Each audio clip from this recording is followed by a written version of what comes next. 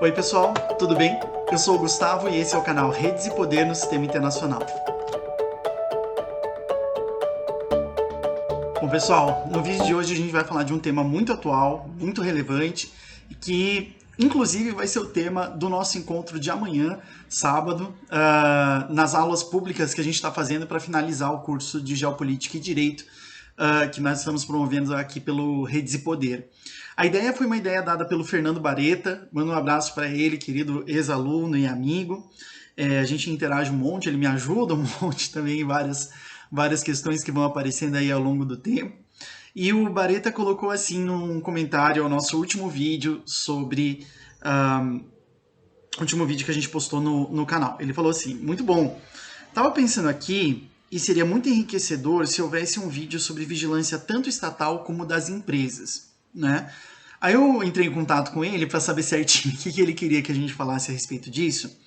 E o Fernando disse o seguinte, no nosso vídeo, o comentário dele foi sobre o nosso último vídeo sobre conflitos étnicos, né? Que levanta uma série de questões também, tem uma outra questão que ele mandou sobre isso, mas eu vou deixar para um outro vídeo.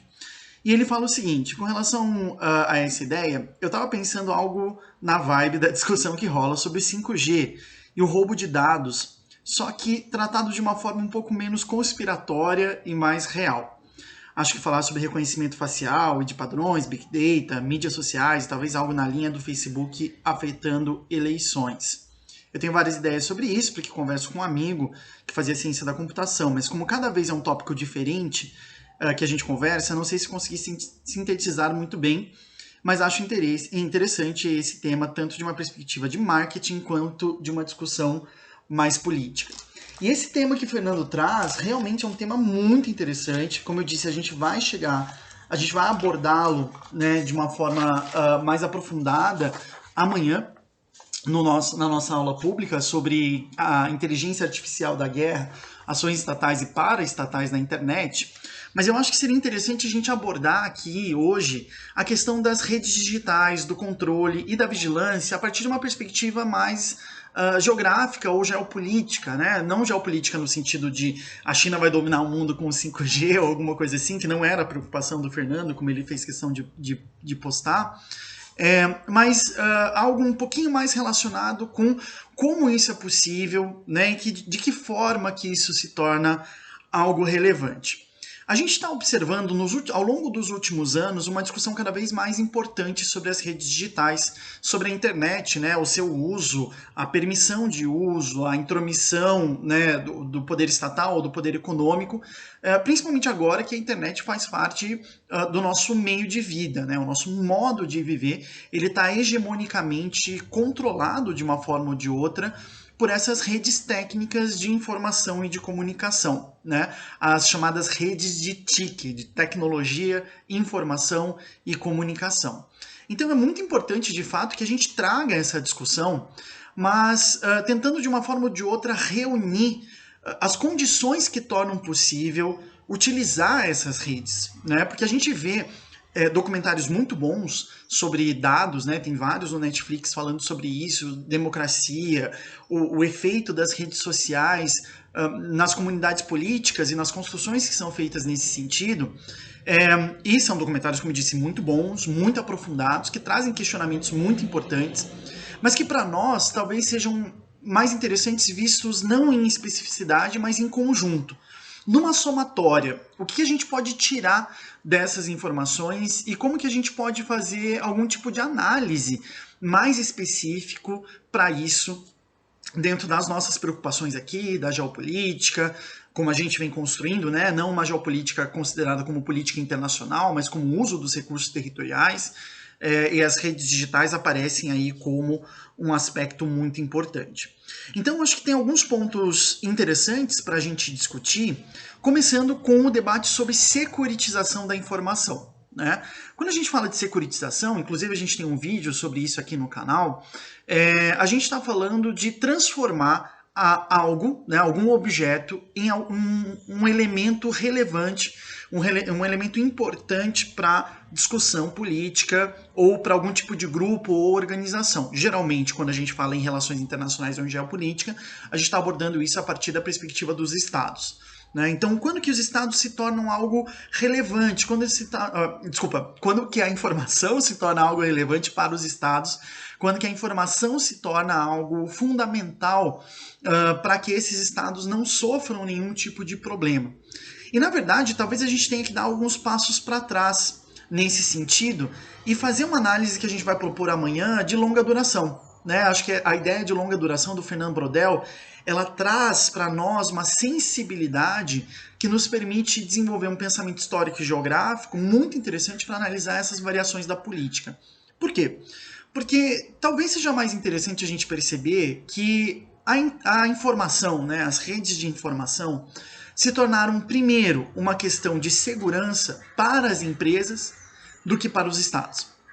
Há um processo importante que a gente tem que analisar aí ao longo dos anos 90, anos 2000, anos 2010, de um aumento da necessidade das empresas de obterem dados e informações para assegurar os seus lucros. É um outro tipo de securitização, mas com o mesmo objetivo, tendo em vista os objetivos de lucro, manutenção no mercado, captura de parcelas, né, de market share, como se diz por aí, como que as empresas passaram a se utilizar dessas informações para obter resultados práticos, né? Porque esse primeiro movimento de obtenção das informações, que é um movimento, como eu disse, de longa duração, começa lá com um bom exemplo do Lobo de Wall Street, né? O Lobo de Wall Street, aquele filme com Leonardo DiCaprio, muito interessante, que mostra como que na década de 80, muito do lucro obtido foi obtido nessa transformação da economia,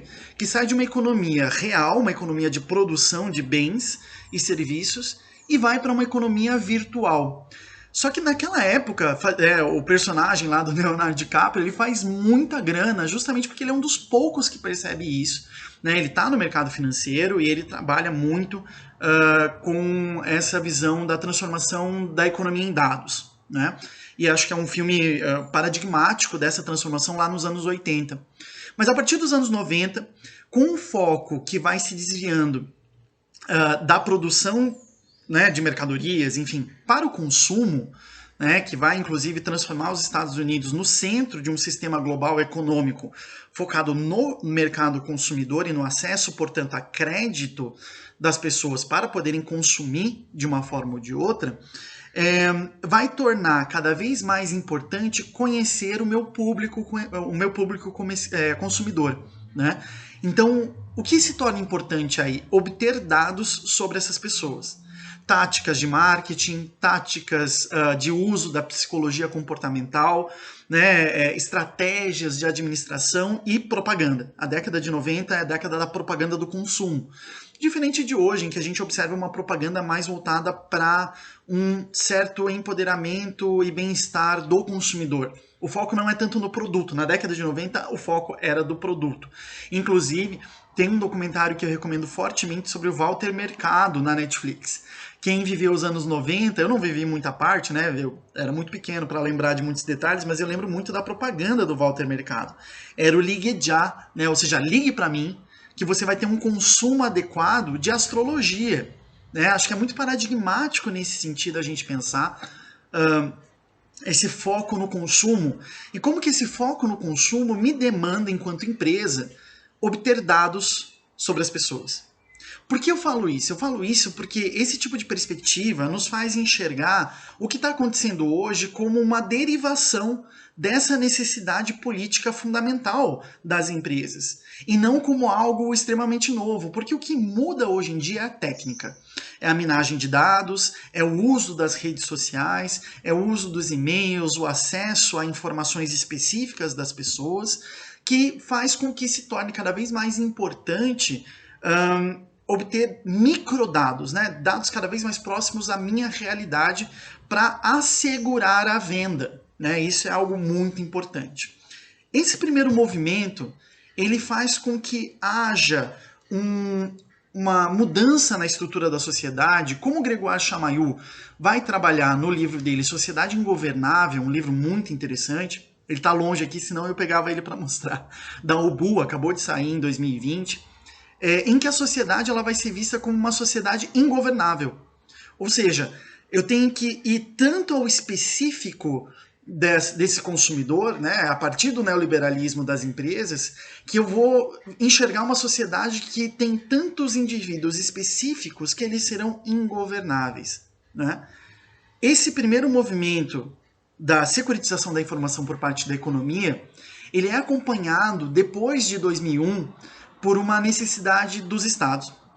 Eu estava lendo aqui, inclusive, tem o livro do George Bush de memórias, né, Momentos Difíceis, em que ele fala justamente isso. Ele tenta justificar, de uma forma ou de outra, por que os Estados Unidos precisaram entrar na área de telecomunicações para ir contra os terroristas imaginários ou reais, justamente pelo fato de que alguns deles utilizavam computadores de biblioteca para se comunicar entre si e dessa forma não deixar muitos rastros da sua comunicação. Isso é algo muito importante, porque ele usa essa afirmativa para justificar de uma forma ou de outra por que começar a coletar dados das telecomunicações das pessoas. E vejam que essa coleta de dados, ela também acompanha mais ou menos aquele movimento longo que eu falava da economia. Se na economia a gente sai do conhecimento do mercado consumidor para a propaganda direta no Instagram ou no Facebook, para aquele consumidor, enquanto indivíduo atomizado e não enquanto participante de um grupo agora, né? No caso da segurança dos estados, eu saio da necessidade, né, de uma ideia mais coletiva, de buscar ameaças ao Estado, para uma individualização cada vez maior, né, e para uma extensão das forças de segurança, e o próprio George Bush assume isso, ele fala, as minhas forças de segurança, principalmente a CIA e o FBI, precisavam ter mais acessos, eles precisavam ser liberados para ter acessos a essas informações que eram consideradas liberdades individuais. E ele fala assim, eu apoiei, porque eu não podia permitir que acontecesse um outro atentado terrorista nos Estados Unidos nesse período.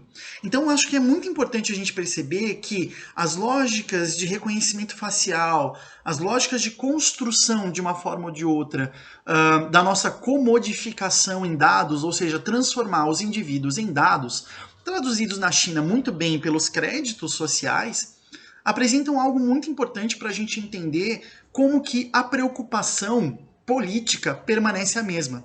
Mas hoje a gente vai ter, então, uma técnica que vai avançando, um conhecimento técnico que vai se aprofundando e vai melhorando a possibilidade dessa minagem de dados. Nós temos vários casos em que o reconhecimento facial não tem funcionado. A gente tem vários casos aparentes em que a tecnologia ela é apresentada como a grande solucionadora, mas que estabelece uma forma muito importante de racismo institucional. Recentemente saiu um relatório por parte da relatora especial da ONU para questões de racismo, que falava justamente como que a digitalização das fronteiras, né, ou seja, a utilização cada vez maior de sistemas de controle, de vigilância, constituía uma barreira racista e xenofóbica. Ou seja, como que os programas, e a gente sabe que os algoritmos do Twitter, do Facebook, se dedicam a atender um consumo também, então eles não fogem da lógica econômica, né? Como que esses algoritmos usados pelos estados criam, né, um conhecimento racista, uma organização racista do espaço das pessoas, a partir da qual uma nova frenologia, como feita lá pelo Gobineau, né, do racismo criminológico, o tamanho da testa, o comprimento do cabelo, os olhos, o nariz, vão identificar potenciais suspeitos. E isso é muito prejudicial para o pouco de democracia que a gente tem hoje, principalmente porque se enxerga a tecnologia como uma nova fonte de verdade. Esse é um aspecto muito importante. O próprio Chamail debate isso no Teoria do Drone, mas outros autores, como Augusto Acácio, da Unifesp, que tem feito um trabalho muito interessante com relação a isso, na área de relações internacionais e na área de segurança e segurança pública, tem abordado como uma forma de manutenção de hierarquias, né, meio que alterando a técnica, apresentando meio que numa lógica de mudar para não mudar. Né? Os estados utilizam-se da afirmação de que eles não podem deixar de ter fontes que permitam a eles uma contraposição ao seu, né, permitam a outros autores se contrapor ao poder do Estado, mas isso leva a uma vigilância e ao controle da informação pessoal e na colusão, digamos assim, né, na comunhão de interesses entre empresas e Estados. Se o Eisenhower falava lá na década de 50 que havia um complexo político-militar, né, um complexo militar institucional, econômico, industrial, a gente poderia pensar se hoje em dia não há empresas que dependam dessa sensação de insegurança do Estado para obterem lucro e fazerem, a partir de políticas públicas, uma forma de obter lucro por meio da minagem de dados e também, né, dentro desse escopo maior, a influência em eleições. A pergunta que fica, até porque esse vídeo já está um pouquinho comprido, é quem vigia quem e quem controla quem? Né? Como que esse método neoliberal de controle e governo começa a, de uma forma ou de outra, bagunçar alguns dos nossos princípios que nós utilizávamos antes para garantir institucionalmente a democracia. Como diz o meu bom amigo Isaac Soares, para não falar um dos meus melhores amigos, Isaac Soares, quem vigia os vigilantes? Quem guarda os guardiões? Essa é uma informação muito importante, porque a partir do momento que o Estado faz uma escolha institucional de utilizar esses dados obtidos por meio dessas empresas como uma fonte importante de decisão de política pública, a gente tem que levantar a questão que eles levantam tanto do accountability, da responsabilidade, do limite da invasão da privacidade. Nós vimos isso com o Covid. A gente percebeu logo no início da pandemia, quando o governo tentava, os governos estaduais tentavam controlar mais ou menos, eu tive experiências de alguns amigos que, caso eles se encontrassem numa determinada região com muita aglomeração de celulares, eles recebiam SMS. Isso é muito interessante. Ou seja, o uso, claro, e vejam, a linha é muito tênue, né? Porque no caso da pandemia do Covid-19, é importante avisar as pessoas para elas não se aglomerarem. Inclusive, fique em casa, siga as regras do OMS, use álcool em gel, use máscara, etc. Mas, ao mesmo tempo, qual a possibilidade do Estado começar a utilizar esses dados para restringir liberdades? No caso do Rio de Janeiro, da Bahia, né, de Salvador, a cidade do Rio de Janeiro, Salvador, os estados do Rio de Janeiro, da Bahia, aqui em Curitiba, em Londres, em Nova York, nós já vimos casos em que o reconhecimento facial fez com que pessoas inocentes fossem presas. E esse limite é um limite que deve ser conversado, porque quando a gente fala que a tecnologia vai solucionar tudo, a gente tem que pensar se a gente não está entrando numa nova era Eichmann, né, em que a tecnologia é aceita sem nenhum questionamento moral sobre o seu uso. Bom, acho que é isso. Esse vídeo já ficou bem longo, porque a reflexão ela é uma reflexão muito, muito quente. Eu agradeço ao Fernando por ter feito essa pergunta tão importante e relevante para a nossa discussão. E aguardo os comentários, dicas, informações, sugestões de vocês também para os próximos vídeos do canal. Não esqueça de se inscrever aqui, compartilhar esse vídeo se você gostou, dar um joinha. E lembrando que amanhã, no dia 14 de novembro, hoje é dia 13, né? Sexta-feira 13, inclusive, boa sorte para todo mundo, a gente vai ter um encontro sobre a inteligência artificial da guerra, ações estatais e paraestatais na internet, onde a gente vai refletir um pouquinho melhor sobre os limites da geopolítica e os limites do direito diante disso. Tá bom, gente? Esse vídeo vai ficar gravado, o vídeo do encontro de amanhã e esse vídeo também aqui no nosso canal, tá bom? Até mais, até semana que vem, bom descanso para vocês.